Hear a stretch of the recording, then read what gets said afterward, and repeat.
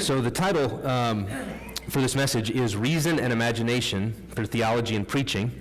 And I'm going to guess that many of you probably who came because of the title, it was the word imagination that probably drew you, knowing the crowd that we're in. So we'll spend more time on that.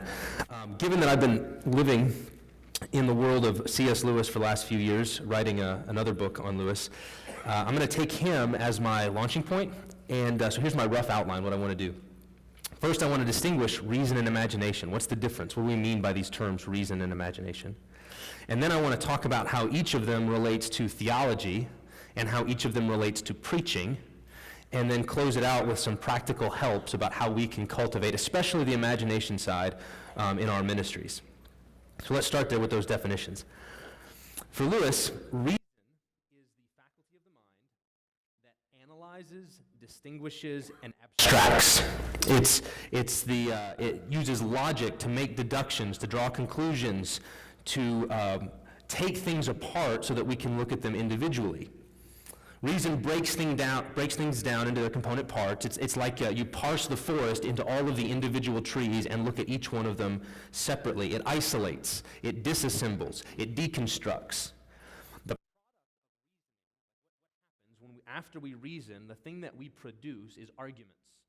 We produce arguments, which are basically a succession of linked concepts. So one statement followed by another statement, followed by another statement, all of them linked with therefores and so that's and in order tos, and so those are the product. That's what we produce after we've reasoned, and that's evidence that we show to other people that we've actually thought about something. That's what reason does. Imagination, on the other hand, loves to embrace its object completely. Okay? Imagination wants to take things in a single glance, not parsing them out, but to see something as harmonious, symmetrical, and self-explanatory. Imagination loves to lose itself in a labyrinth, to surrender to the inextricable. Imagination doesn't fixate on the individual trees, it revels and exults in the forest. It looks at a landscape and says, that's beautiful, and when you say, what makes it beautiful, imagination can only point. Just all of that. All of that.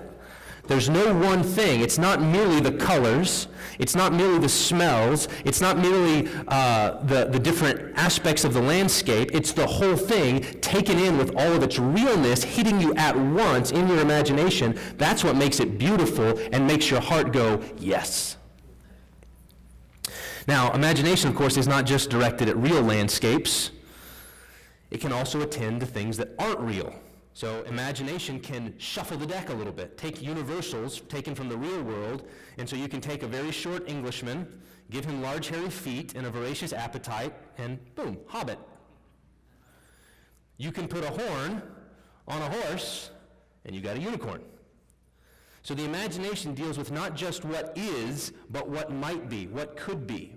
Not just with reality, but with fiction. And if reason produces arguments as its result, after you've reasoned, you can produce an argument on a page. Imagination produces images as we imagine a scene. So if I say the city of Carthage, or if I say Lucy visiting Tumnus's house, or if I say ransom on the floating islands of Paralandra, some of you probably don't know that last one. But if I say those, certain images kind of flit across your mind. You don't settle on one of them, you don't just camp, but imagination loves to have a sequence of images just kind of flashing across the mind, and the whole purpose of them is not to camp on any one image, but is to give a quality. Okay, to give a certain kind of quality of a thing, taking it in that single glance. It's the imagination that grasps what I mean when I say the Minnesotaness of Minnesota. And anybody who lives here kind of, or maybe even if you don't, you visit here once a year for PasCon, and you come and you're like, yeah, there's something about that place. There's a certain quality and feel, and it's generally speaking has to do with cold. Because you come in the really awful time of the year, right? This is the White Witches time of the year. It's always winter. It's never Christmas. That's where we are right now. Or the quality of the homeliness of childhood memories. That sense of nostalgia that you have, that's what imagination gives you as you kind of think back on your childhood and certain images start to come to mind, and there's a quality about them. Imagination is the faculty that receives that and revels in that. Now, Lewis associates reason with the intellect and with thought, and imagination with the heart and the emotions. Reason focuses on the abstract, the universal. Imagination on the concrete and the particular. Reason distances itself from an object in order to analyze it. Imagination submits to the object in order to imbibe its quality. The danger with reason is that in order to analyze and abstract, we have to kill the object that we're analyzing. So he said, we murder to dissect. Reason can kill things because you want to take it all apart. You take a frog, you kill the frog, and you cut open the frog to see what's inside the frog. That's what reason does. Imagination doesn't kill no frogs. The danger with imagination is that because it targets our emotions, we can easily be swept away by false imaginations. Untethered from reason and truth, we can believe and embrace and love things that are false and wrong. Now, one final note by way of definition. Lewis says, reason is the organ of truth, and imagination is the organ of meaning. So reason is the organ of truth, imagination is the organ of meaning, and imagination is the prerequisite for evaluating truth. So we've got to pause there and think about what he means. So, in other words, before we can know whether something is true or false, we have to know what it means. What are we even talking about? And it's imagination that supplies the meaning. And to show how it does so, we need to take a little bit of a detour and think about how God has made the world and how nature, how creation reveals God. So let's talk about how creation reveals God. The Bible tells us that creation does reveal God. Psalm 19, verse 1, the heavens declare the glory of God, and the sky above proclaims his handiwork. His invisible attributes, namely his eternal power, his divine nature, have been clearly perceived ever since the creation of the world in the things that have been made.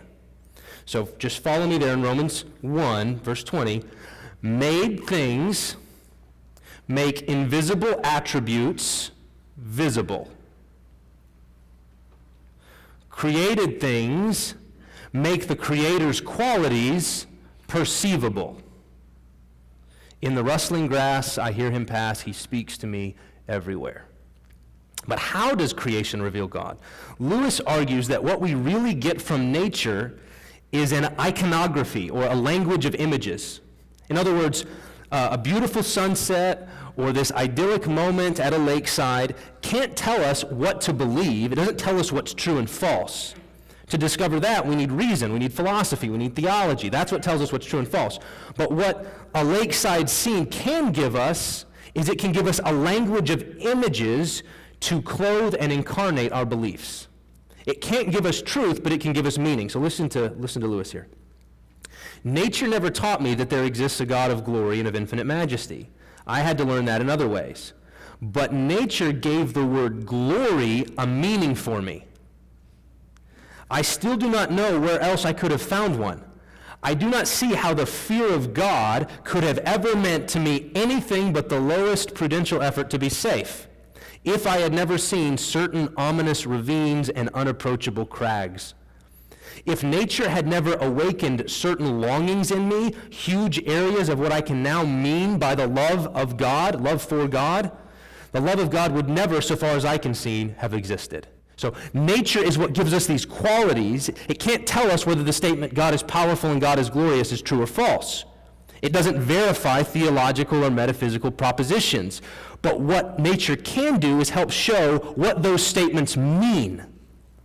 Because we've experienced nature, because we've experienced creation, because we've seen a tornado tear across the sky or stood at the top of a mountain at sunset, we know what the words powerful and glorious mean. Through nature, we have experiential knowledge which creates categories in our mind for knowing and loving God. This is because everything that God has made has some likeness to himself. Space, matter, vegetable life, animal life, fertility of insects, the affection of mammals, rationality of man, all of these provide little windows into what God is like. And so because of this, nature and imagination can initiate us into the spiritual life. Our imaginative experiences can become a stepping stone when we begin to recognize the likeness or pattern between the lower world of nature and the higher world of God, between creation and the God who reveals himself in it. Now, we could go on there and talk more about reason and imagination and how that relates to things like faith, and temptation and the Christian life, but we're talking here particularly about theology and preaching. So let's think about how reason and imagination can serve our God talk theology and the particular kind of God talk that we herald from the pulpit. So in an essay entitled The Language of Religion, Lewis gives some tentative thoughts on language in general and how we speak about our religious lives. He begins by distinguishing three forms of speech, all of them kind of existing on a spectrum. So on one side, you've got scientific speech. On the far other end of the spectrum, you've got poetical speech, and in the middle, you have ordinary speech. Okay? Scientific goes with reason. Poetic goes with imagination. And he notes that both scientific and poetical speech are improvements upon ordinary speech. They're particular kinds of improvements on ordinary speech. So scientific speech improves ordinary speech through precision and abstraction. Okay, so it changes an ordinary statement like, it's very cold outside, into a quantitative statement about the precise temperature. It's 30 degrees or whatever it is, 13 degrees below zero. Whatever the precise number is, very cold becomes something very precise when you move in the scientific direction. On the other hand, poetical speech improves it in a different direction. The aim of poetical speech is to give the listener a certain quality or sense of an object. So take Christina Rossetti's Christmas poem, In the Bleak Midwinter. Okay? In the bleak midwinter, frosty wind made moan. Earth stood hard as iron, water like a stone. Snow had fallen, snow on snow, snow on snow, in the bleak midwinter long ago. Now that poem gives us a number of pregnant adjectives that give us a quality. Bleak, frosty, moan, earth as iron, water as stone, and then snow on snow on snow on snow. And all of these give you a certain image, a certain quality of what that scene is like and what we're talking about. And poetic speech, while it may arouse the emotions, its purpose is not merely subjective. It seeks to give us real knowledge of what that scene is like through ample use of adjectives, descriptions that awaken our senses. So if you think about this, the scientific description, it's 13 degrees below zero, is meaningless to you unless you've experienced it. And then you have some frame of reference to go, I've been in 30 degrees, and so 13 degrees below zero sounds really, really cold. Okay? There's sometimes actually, like I think over the Christmas break, I got back from out of town. I left Texas for Christmas visiting family. It was about 80 degrees when we left Texas in December. Got back, it was 30 degrees. And within a week, it was negative 20, negative 30, something like that. And so, and I was just marveling, like the gap between Texas and Minnesota on my arrival was the same between Minnesota when I got here and Minnesota a week later. Like that's the same spread of digits. And at some point, you don't really, it doesn't process that. You're just like, it's cold. That's all you think is it's cold. But those quantitative statements mean nothing. Some of you have not been here whenever it's negative 20, negative 30, and they don't mean it. You just think, man, I know what it's like out there right now, and I'm from Atlanta, and this is terrible, right? So the scientific description doesn't mean anything unless you've had the experience. However, if I told you it is bitterly cold, if you walk outside, your hands will hurt, almost like you've put them in scalding hot water. Okay? Even if you've never been in the cold, you have some idea of what that would be like, and you have a better sense of the real experience of being outside. So the whole point is, poetry doesn't just give you emotion, subjectivity. It gives you reality. It can give you a real quality. Now, poetic speech then is a real medium of information. And so Lewis says, now where does religious language, God talk, where does it belong? Normally, it occupies some space between ordinary and poetical speech, okay? Religious statements, Lewis says, we can improve them in a scientific direction. This is the language of formal or academic theology. So when you say something like, I believe in God, okay, that's ordinary speech, I believe in God. If you want to say that in a scientifically precise way, and if you want to move that direction, you can say, I believe in incorporeal entity. Personal in the sense that it can be the subject and object of love on which all other entities are unilaterally dependent. Okay? That's what I believe in God means. And so this would be, Lewis has an analogy at one place where he says, theology is like a map. Okay, theology is like a map. In the same way that a map is to reality, is to a countryside, as theology is to God. So the whole purpose of a map is to help you navigate the countryside, to be able to say, I need to go this way to get to that place. I need to go this way to get to that place. That's the purpose of a map. So theology is like a map to God, and we can draw very technical maps with our academic theology.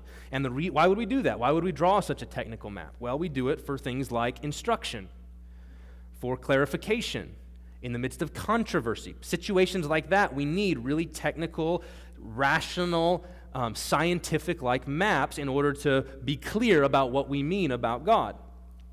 But, this is really important, abstraction and precision is not the language that religion naturally speaks, and thank God for that. Religion, because it deals with the most concrete thing in reality, namely God, naturally moves toward the poetical. Our sermons and our hymns, and indeed most of the scriptures, always use the poetic and imaginative language, metaphors, similes, imagery, parables, illustrations. God is a sun and a shield. He is a consuming fire. He hides us underneath the shadow of his wings. His bowels are moved with compassion. That's the direction that religious speech most naturally wants to go. Think of your hymns.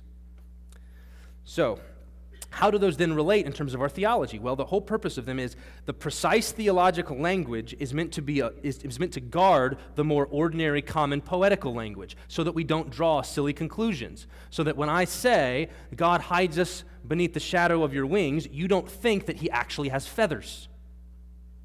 Okay? Or that when I say that God weeps over rebellion, that we grieve the heart of God, that you don't think that he has wet tears. Okay? So and oftentimes our scientific theological statements are negatives. We want to say he's infinite, that's not finite. He's impassible, he's not subject to passions. He's immutable, he's not subject to change. Right? They're the negations that say, when we say these things positively about him, he's a consuming fire, we don't want you to make the mistake of thinking that he is oxygen and whatever the heck else goes into fire that makes fire fire. He's not actually made of that stuff. He's like that, but he's not that. And the precise statements guard us so we don't draw foolish conclusions. But it's the ordinary and the poetic language that is designed to move us, to hit our emotions and our affections, to help us feel and experience the glory and wonder and weightiness of the truth. And that's what preaching should do. Preaching should both instruct the mind and engage the heart. In fact, to borrow from Jonathan Edwards, preaching ought to raise the affections of the hearers in proportion to the value of the truth preached. So if the truth is really valuable in that abstract sense, the whole point of preaching is to help people feel how valuable it is in proportion. Big truth, you ought to feel a lot. Little truth, not as much. There ought to be a proportionality between your emotional response and the value of the truth that you're preaching. And that's why imagination is important for preaching. It's why Edwards' sermons are filled with vivid, imaginative language that is designed to engage the senses and give a different kind of clarity. So Edwards is really rational in his preaching. He's very rigorous, logical, boom, boom, boom, one step after another in an argument. But at the end of a sermon, he doesn't want us to say, I know the truth now. I know what temperature it is outside. He wants us to say, I've tasted and seen. I've tasted and seen. And in order to do that, he's got to engage the imagination. Okay, now we could, again, talk about that more, about how reason and imagination work in guarding our theology and making it faithful. But I'm assuming that you came for more than clarification, that you came for some practical help. So that's what I want to do here in the last 15 minutes or so. So I want to give two kind of examples, mainly on the imagination side, because I'm guessing that's where a lot of us need the most work. It's where I need the most work. It's where Lewis has been most helpful. So let's just start with the basics. Let's start with illustrations. So you're pastors, most of you are pastors, and you're going to be doing illustrations. Illustrations are extended metaphors. And oftentimes we use them because we want to bring that certain kind of taste and see clarity about a particular point that we want to make. So we want people to have a taste and see moment about some point in our sermon. So for instance, I'm going to use an example from Piper. Probably all of you have heard this one. in his sermon, he's done it a lot of different times, he wants to talk about the deficiency of duty as an expression of love. Duty's not enough. It's not the highest form of love. And so he's trying to make that plain. So he's giving you argument after argument about why duty is not the highest form of love. But then, when he wants you to actually get it, what he does is he says something like this. I'm going to use my wife instead of Noelle, but because that'd be weird. I was trying to think about how am I going to do this, but I was like, I'm not going to do Noelle because that'd be weird. So imagine I come home from work on my anniversary with flowers, and I ring the doorbell, and my wife answers the door, and I say, I love you, dear. Happy anniversary, Jenny. And I hand her the flowers. And with a delighted look on her face, she says, Joe, they're beautiful. Why did you? And I say, it's my duty. Okay? Now, Piper does that, and every time people kind of do what you just did. They laugh. They laugh. Now, pause and think about why. That's it. That was the entirety of the illustration. What's the whole point? The absurdity of saying, it's my duty in a moment like that prompts the laughter because there's a moment of recognition. There's a tasting and seeing that just happened about the principle of duty is not enough when it comes to love. And it's that scene that you're into as I'm describing it, you're picturing it, and you're there, and then when those words come out of my mouth, your laughter is I get it now. I really see now that duty's not enough. So the illustration gives a particular kind of clarity. And that clarity, so when we do it, we're constructing these very carefully constructed scenarios that climax in this moment of recognition. That's what we're aiming for.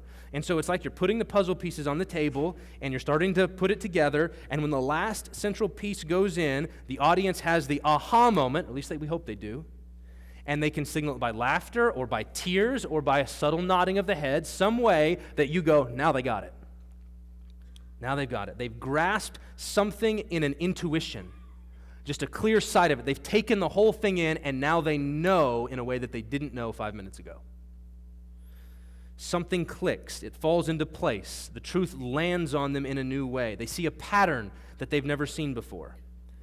And so for my own part, this has often happened for me, most often, when I've read great works of fiction. This is why fiction is so helpful. In fact, one of the reasons I think that many pastors use Narnia and Lord of the Rings for many of their sermon illustrations is that those are some of the only books in our shared library. Right? They're the only ones that you can have some confidence that the people in your church have actually read and that you can appeal to in order to make something real. And that's kind of sad, actually. Right? There was a time when you could appeal to other books, when you could draw on lots of stuff because there was a bigger shared culture within a congregation. And one of the things you might think about is how great works of literature might serve a congregation more broadly by giving hooks, by giving concrete pictures of certain kinds of truth that can help people go, I get it now. I tell you, so when I'm a professor, and so I deal with college students a lot, but we're going through great books together. I can't tell you how helpful it is for me in counseling them through things in their life to have this vast reservoir of literary characters to draw on and say, you know what you sound like right now? You sound like Mr. Collins in Pride and Prejudice, or you sound like Ivan Karamazov, or you sound, I can do that, I can appeal to characters from Shakespeare as a way of doing it. Now, fundamentally, that should be Bible. In other words, the stories of the Bible ought to provide that kind of imaginative reservoir that we can draw on to help make things click for people. I don't really get envy. And then it's like, let me tell you the story of David and Saul. Let me get concrete to help you say, that's what envy does. Let me make it real for you. It's the story that helps it do that. And so a minute ago I said, nature gives us this iconography. Lewis says it gives us this language of images. Elsewhere, he says, that's what great works of literature do. Fiction gives us an iconography of images. It gives us this language with which to speak. Movies can do it, television shows can do it, and so shared culture is a way of getting that iconography on the table that resonates with us and that you can appeal to as a pastor. All right. But it's not just illustrations. Illustrations are one helpful thing, but the danger of illustrations is they can feel very clunky. I don't know if you've ever been in a sermon where it's been 25 minutes of abstract theologizing, like a lecture, and then all of a sudden the guy tries to pull out an illustration, and it's just like the disconnect between his normal ways of talking and this illustration are so striking that you're like, I don't know what to do. And you're going, I've never heard that. And your wife's going, I've heard that. mull on that one for a minute. So when we think about imagination in preaching, we don't want to think merely about these kind of bracketed illustrations or parables, but we want to think about our language in general. And so the best way I knew to do this was just to walk through a passage. I'm going to use Lewis because Lewis is a master of this. And I'm going to walk through, and I just want you to hear the poetic language in a sermon. This is Weight of Glory. You probably all read it. But I'm going to draw your attention to what he's doing with his language in hopes that maybe we can imitate it. So he's talking about longing and ache for something that we don't know, this deep, indelible longing in our souls. So here's what he says. In speaking of this desire for our own far-off country, which we find in ourselves even now. So just stop right there. Desire for our own far-off country. Right? Even that little phrase, far-off country, is meant to conjure in your mind a certain picture. And it's going to flash through your mind this fast and give you a certain quality. And then he's going to keep moving right along. And so the images are just going to come like this. But the whole point is it's going to build up in your mind a certain picture, a certain impression. I feel a certain shyness. So now you can picture Lewis kind of blushing or something. I'm almost committing an indecency. I'm trying to, listen, rip open the inconsolable secret in each one of you. There's an image. Rip open, tearing, right? He's tearing off something and trying to get at something that you're trying to hide. The secret which, listen, hurts so much that you take your revenge on it by calling it names like nostalgia and romanticism. So it hurts. That's sensory language. You know what pain is, and it hurts so much that you take revenge on it. So now you've got two different images just crammed together. You've got pain, right? There's a pain here, and it's the kind of pain that leads you to get back at someone. And so you take your revenge on this feeling by calling it names, by name calling. So he's conjuring a situation like a childhood, like on the playground, and he's saying, this is what you do to this little shy feeling in your gut that you want something that you don't even know. The secret also which pierces, that's pain language, that's sword language, it's cutting, but pierces with such sweetness. So now we've got juxtaposition, right? Again, two images, sword, piercing, but sweet, delightful. And it's like, he wants to do that, and he's doing it so fast that I'm stopping. We're doing reason right here. We're taking it apart and pulling everything apart. He just does it seamlessly to build up the impression in your mind. That when in very intimate conversation, the mention of it becomes imminent, we grow awkward and affect to laugh at ourselves. The secret we cannot hide and cannot tell, though we desire to do both. And so now you've got a scene of people kind of leaning together, intimate conversation, and all of a sudden that whole thing, that secret thread, that inconsolable longing is about to be brought into conversation, and everybody kind of laughs it off and gets awkward. And he wants you to be in that scene and go, you felt that. I know you felt that. I'm going to conjure that out of you by my description. And I use the word conjuring deliberately because here's what he says next. These things, beauty, memory of our past, whatever brings this longing, awakens it in us, they are not the thing itself. They are only the scent of a flower we have not found, the echo of a tune we have not heard, news from a country we have never yet visited. Again, boom, boom, boom, image after image. And they're sensory, right? It's smell, it's sound, it's music. And then he says, do you think I am trying to weave a spell? So now we're in magic land, we're in fairy tale. Perhaps I am, but remember your fairy tales.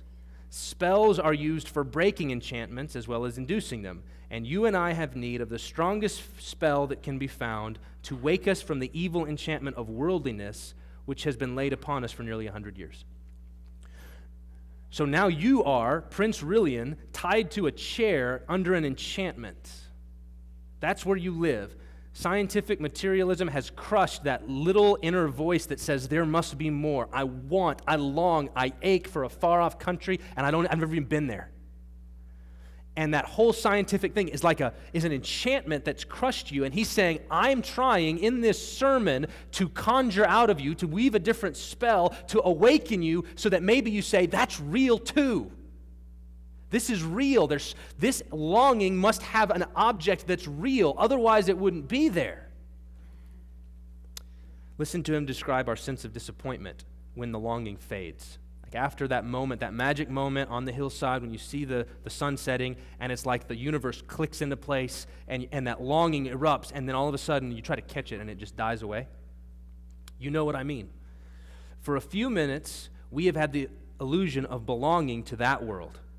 Now we wake to find that it's no such thing. So notice waking language. It was like waking up from a beautiful dream and wanting to get back into that dream. We've been mere spectators. Beauty has smiled, but not to welcome us. Her face was turned in our direction, but not to see us. We've not been accepted, welcomed, or taken into the dance. And again, notice the image. He personifies beauty. It's a she. And she's smiling, but it's that scene, right? The movies do this a lot. We've all experienced where somebody smiles and waves at you, and you're like, oh, hey. And then it's like that guy. You know? And it's like, oh, they didn't even want us. And that disappointment in that moment, brief as it is meant to be a picture. And he's trying to say that's what we experience when the longing fades. We want something else which can hardly be put into words, to be united with this beauty that we see, to pass into it. This is metaphor too. To pass in, that's movement language. We want to pass into beauty. Or, he says, to receive it into ourselves. So now we're not moving into beauty. Beauty is moving into us. To bathe in it. Now it's like water. It's liquid beauty. To become part of it. And he just does this, bang, bang, bang. It's all imagery, it's all metaphor, it's all appealing to the imagination in order to give a certain quality. At present, we are on the outside of the world, the wrong side of the door. So again, two images. They don't make sense together. Outside of the world, wrong side of the door are very different images, but both of them give you that sense of being shut out, locked out, banging on the door, trying to get in. Please let me in. I want to come into the party. Nobody hears you. Nobody marks you. We discern the freshness and purity of morning, but they do not make us fresh and pure. We cannot mingle with the splendors we see. And notice this. But all the leaves of the New Testament are rustling with the rumor that it will not always be so. Someday, God willing, we shall get in. And notice what he did there. He could have said, all the pages of the New Testament are filled with the rumor. But he doesn't. He gives you an image. It's not just pages, they're leaves. They're leaves rustling. It's like there's a wind blow. So now, where's your mind go when you hear, but all the leaves of the New Testament are rustling, right? It's like there's a wind that's blowing, and you can't see where it's going, and you don't know, but it's like there's this rumor out there floating in the air that you can barely catch, and it's saying, someday you're in.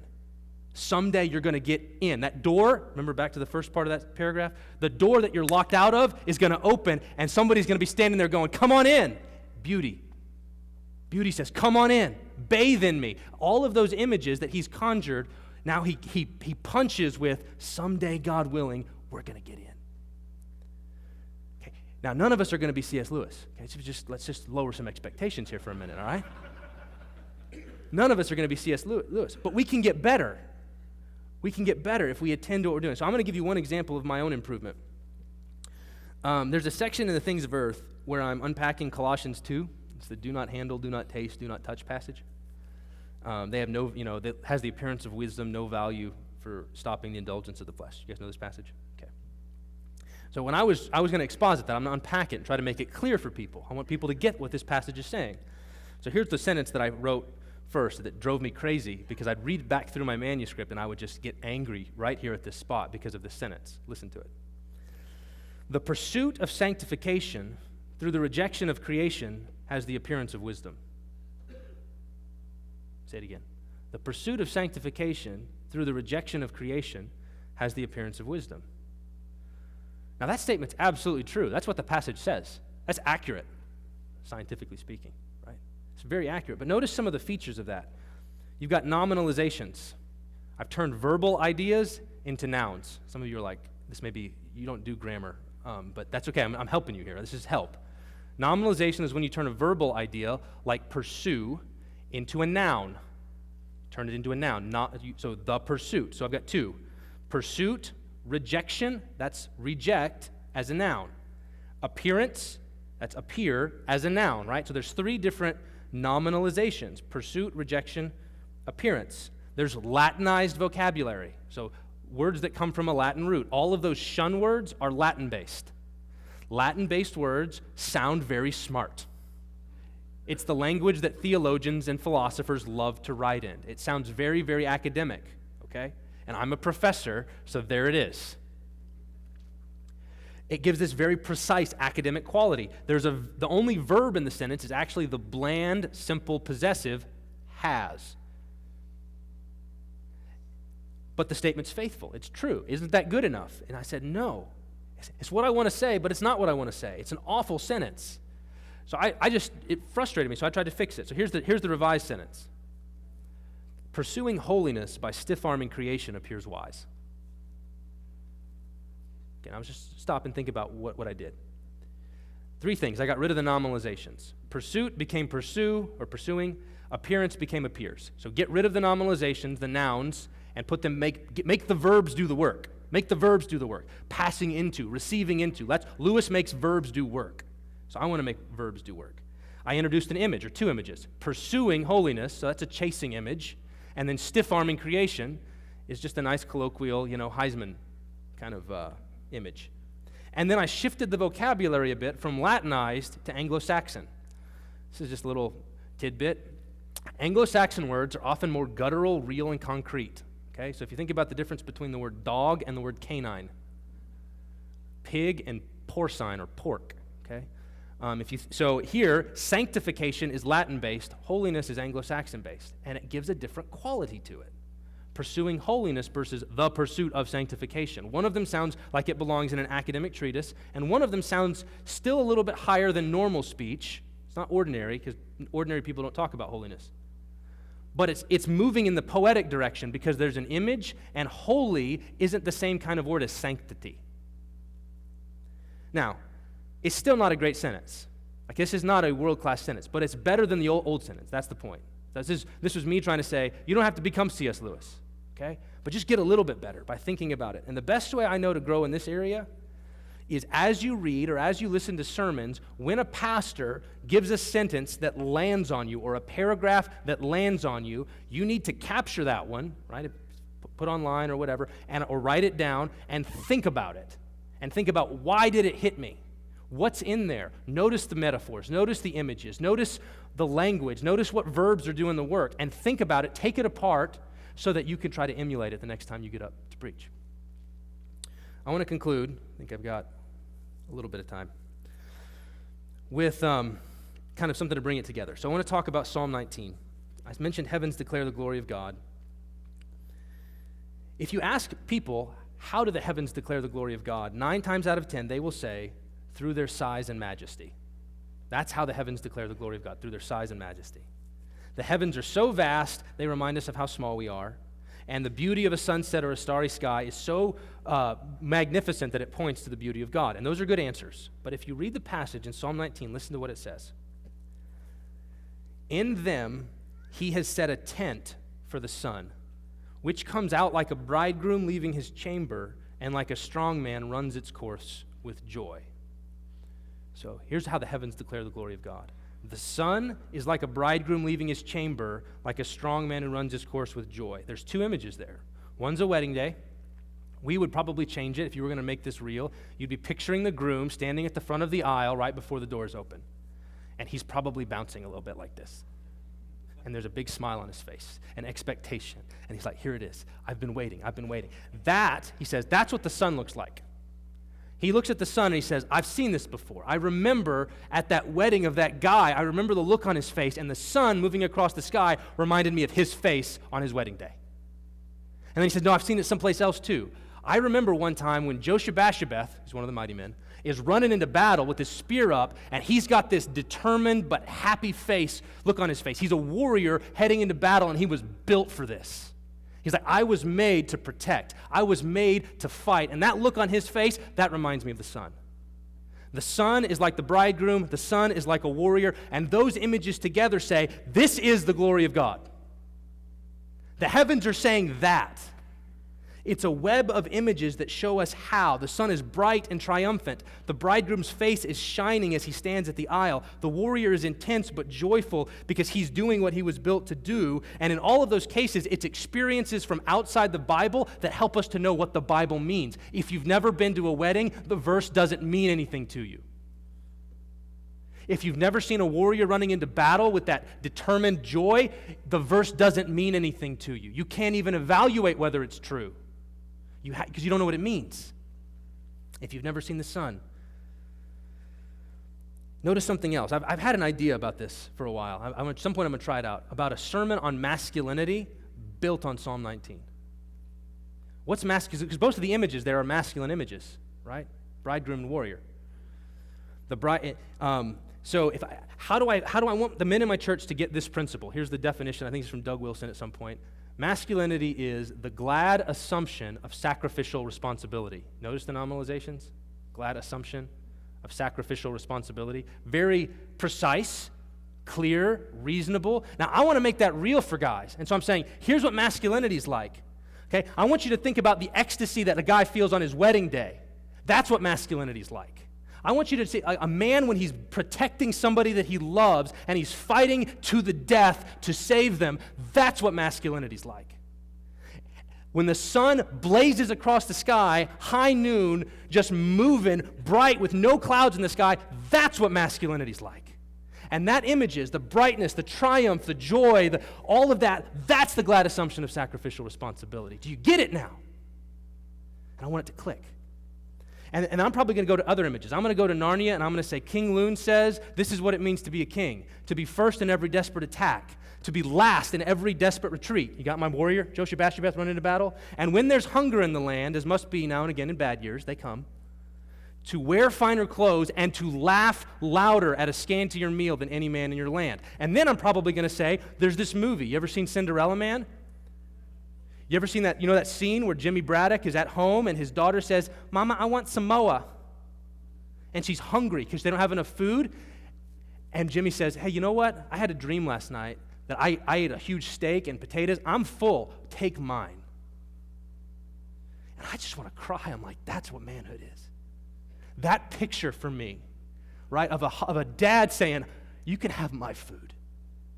Because there's hunger in the land. There's lean times, and I'm going to do it, and I'm going to laugh louder. I'm going to do tickle fight afterward, even though my stomach is dying. That's masculinity. And that's what the heavens are declaring. And all of this, wrap it back up here, all of this lands on Jesus, doesn't it? Because Jesus has a face that's shining like the sun in its full strength. Jesus is a bridegroom who greatly rejoices over his bride. Jesus is a warrior who, for the joy set before him, ran his race and finished his course and endured the cross and scorned its shame. All of these images are coming back to Jesus, and now you can preach. Reason and imagination are just natural. Everybody's got them.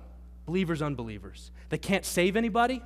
You can nail it on the reason, you can nail it on the imagination, and nobody will get saved because reason is the bones, that fixed structure, and imagination is the muscle on those bones, but it's the Spirit that has to light it up and give it life. And so let's pray that God would give us the ability and that he'd give the growth.